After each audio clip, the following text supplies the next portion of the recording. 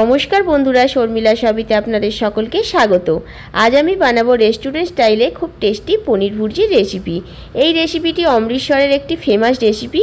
চলুন তাহলে ভিডিওটি স্কিপ না করে প্রথম থেকে দেখতে থাকুন। পনির ভুর্জি বানানোর জন্য সবার প্রথমে যেটা করতে হবে সেটা হচ্ছে, এখানে একটা ফ্রাইং প্যান আমি বসিয়ে নিয়েছি। এর মধ্যে আমি দিয়ে দেব 1 চামচ বেসন। বেসনটা আমি একটু হালকা করে রোস্ট করে নেব। বেসনটা থেকে খুব সুন্দর একটা স্মেল আসতে শুরু করলে তখন আপনারা বুঝে যাবেন যে এটা রোস্ট হয়ে গেছে। আমার এখানেও এটা রোস্ট হয়ে গেছে। এবার আমি এটাকে ফ্রাইং প্যান থেকে নামিয়ে নেব। রোস্ট করার পর দেখুন বেসনটা এরকম একটা ছোট পাত্রের মধ্যে নামিয়ে রেখেছি। এবার এর মধ্যে আমি দিয়ে দেব 2 চামচ টক দই। এবার রোস্টেড বেসনটার সাথে টক দইটাকে ভালো করে মিশিয়ে নেব।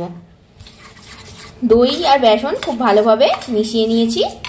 এবার আমি এর মধ্যে দিয়ে দেব 1 চামচ পাওভাজি মশলা। এই মশলাটা আপনারা ঘরেও বানিয়ে নিতে পারেন, আবার রেডিমেড দোকান থেকে কিনেও এনেও ব্যবহার করতে পারেন। দেখুন পাওভাজি মশলা, দই আর রোস্টেড বেসন ভালো করে মিশিয়ে নিয়েছি। এবার এটাকে আমি একটু সাইড করে রেখে দেব। ফ্রাইং প্যানটা ভালো করে পরিষ্কার করে নিয়েছি। এবার এর মধ্যে দিয়ে দেব 2 চামচের মতো সর্ষের তেল। এখানে আপনাদের এটা সর্ষের তেলই ব্যবহার করতে হবে, সেক্ষেত্রে এখানে অন্য কোনো তেল ব্যবহার করা যাবে না। তেল খুব ভালোভাবে গরম হয়ে গেছে। দেখুন তেল থেকে ধোঁয়াও উঠতে শুরু করে দিয়েছে। এবার আমি গ্যাসের ফ্লেমটাকে অফ করে দেব। গ্যাসের ফ্লেমটা অফ করে দেওয়ার পরে আমি দিয়ে দেব এর মধ্যে 1 চা চামচ লঙ্কা গুঁড়ো। লঙ্কা গুঁড়ো দিয়ে দেওয়ার পরে গ্যাসের ফ্লেমটাকে আবার একটু লো টু মিডিয়ামে আমি করে দিলাম। এবার একটা খুন্তির সাহায্যে এই লঙ্কা গুঁড়ো আর তেলটাকে ভালো করে মিশিয়ে নেব। খেয়াল রাখবেন যাতে তেলের মধ্যে লঙ্কা গুঁড়োটা পুড়ে না যায়। পুড়ে গেলে তাহলে লঙ্কা গুঁড়োটা কিন্তু কালো হয়ে যাবে। দেখুন তেলের সাথে লঙ্কা গুঁড়োটা ভালো করে মিশিয়ে নিয়েছি। এবার এটাকে আমি ফ্রাইং প্যান থেকে নামিয়ে নেব। সর্ষের তেল আর লঙ্কা গুঁড়োর মিশ্রণটি আমি এবার এটার মধ্যে ঢেলে দিলাম। এবার ভালো করে এটাকে আমি মিশিয়ে নেব। পনির ভুর্জি বানানোর সিক্রেট মশলাটা আমি বানিয়ে নিলাম। এবার আমি বাকি রান্নায় যাব।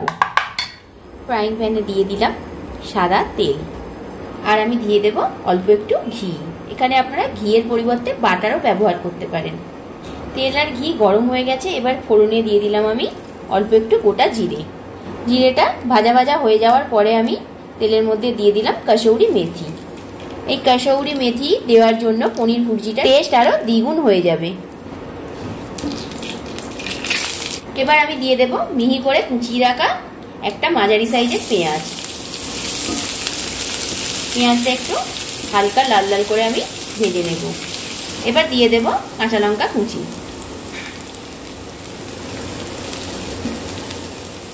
দেখুন পেঁয়াজটা হালকা লাল লাল হয়ে গেছে। এবার এতে দিয়ে দেব 1/2 চামচ রসুন বাটা, 1/2 চামচ দিয়ে দিলাম আদা বাটা। আদা রসুনটা ভালো করে ভেজে নেওয়ার পর যখন কাঁচা গন্ধটা চলে যাবে আদা রসুনে, তখন আমি দিয়ে দেব 2টো মিডিয়াম সাইজের কুচিয়ে রাখা টমেটো। টমেটোটা খুব ভালোভাবে গলে গেছে। এবার আমি এর মধ্যে কিছু গুঁড়ো মশলা অ্যাড করে দেব।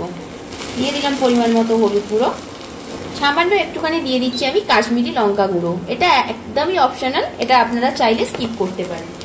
এবার দিয়ে দিলাম জিরে গুঁড়ো, দিয়ে দিলাম ধনে গুঁড়ো। সব শেষে দিয়ে দেব আমি গরম মশলা গুঁড়ো।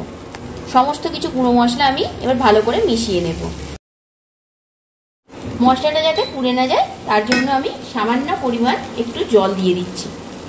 সমস্ত মশলাটাকে এবার আমি ভালো করে কষিয়ে নেব।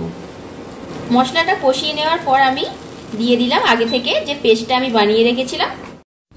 পেস্টটা দিয়ে দেওয়ার পরে ভালো করে আমি মিশিয়ে নেব আর সমস্তটা খুব ভালো করে কষিয়ে নেব। আপনারা যদি বাড়িতে এটা একবার ট্রাই করেন তাহলে কিন্তু আপনাদেরও খুব ভালো লাগবে। দেখুন মশলাটা খুব ভালোভাবে কষানো হয়ে গেছে আর ওপর থেকে তেলও ছেড়ে দিয়েছে। এবার আমি এতে দিয়ে দেব 200 গ্রাম টুকরো করে রাখা পনির। ভালো করে এবার পনিরটা আমি মিশিয়ে নেব।